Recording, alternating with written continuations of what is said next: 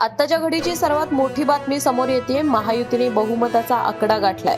महायुती 161 तर महाविकास आघाडी 113 जागांवर आघाडीवर आहे।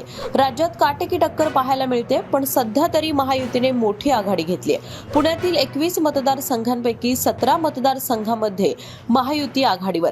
पुरंदरमध्ये विजय शिवतारे 7500 मतांनी आघाडीवर। कसब्यात काँग्रेसचे रवींद्र धंगेकर पिछाडीवर। दौंडमध्ये भाजपचे राहुल कुल आघाडीवर। कोथरूडमधून भाजपचे चंद्रकांत पाटील आघाडीवर। मावळात सुनील शेळकेंची आघाडी कायम। आंबेगावात दिलीप वळसे पाटील आघाडीवर।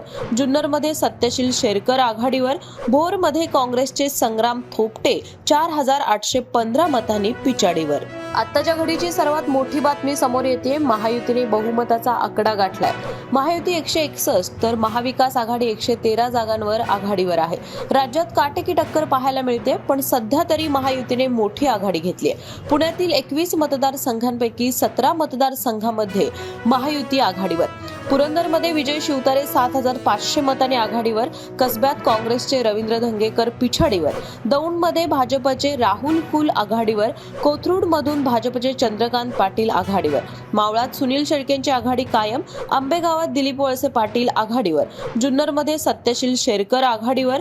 भोरमध्ये काँग्रेसचे संग्राम थोपटे 4815 मतांनी पिछाडीवर।